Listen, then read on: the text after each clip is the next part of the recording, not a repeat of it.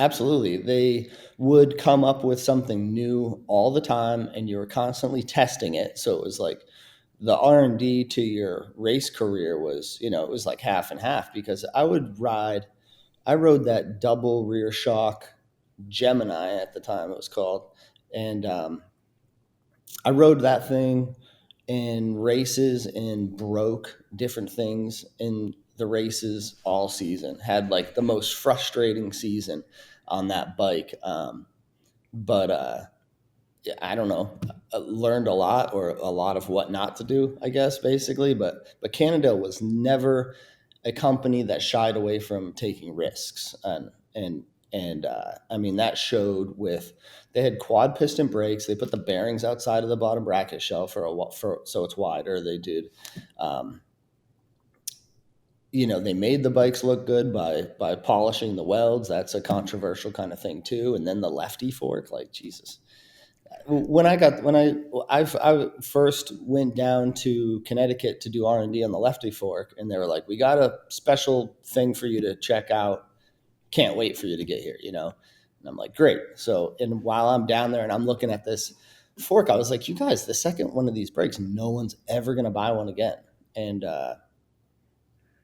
I don't know that they're not the best fork.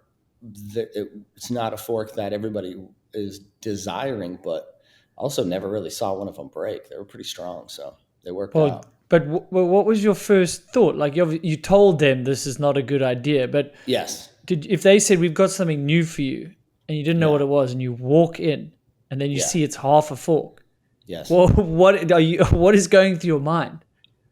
I didn't think it was a good idea at all. I mean, No, I thought I no thought it was shit. ugly. I thought it was ugly, and then I was just like, the second one of these breaks, no one's ever gonna buy them. The other cool part is that and you just kind of painted a picture, but you walk in and see the fork. I walked in and saw the fork, and I saw the prototype forks, which were bigger in dimension. They had like a downhill bazooka tube lefty fork too, like Oh, like a that luckily never went to Zizek market. compared to like a Rock Shock. Like you're just like, whoa, the whole thing's like twice as big. Yeah, yeah, that never came to market. Like a big bazooka lefty fork, which was pretty crazy too. It was like the size of the Cannondale tubes itself. Those were all oversized.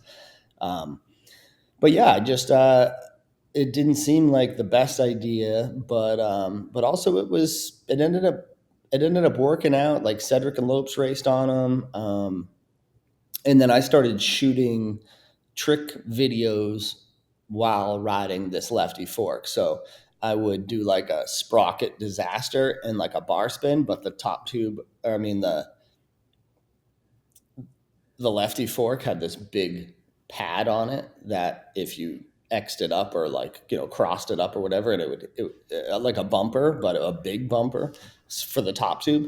And anyway, I'd bar bang like rewind, so it's like a half a bar spin, and then it whacks into the frame and then comes right back into the same hand. So you throw it and catch with the same hand and then like pop off of it. I couldn't do it in the air or anything like that, but I could in like stalls. And anyway, I also did a half bar spin to no hand lander because that also like had stoppers and it kind of worked. But I remember just taking that fork and kind of running with it. Like I ran front brakes and did nose pick stuff and all these other weird tricks. And I just took the fork and was like, well, this is what I'm riding. So I got to make it not only work, but work for me,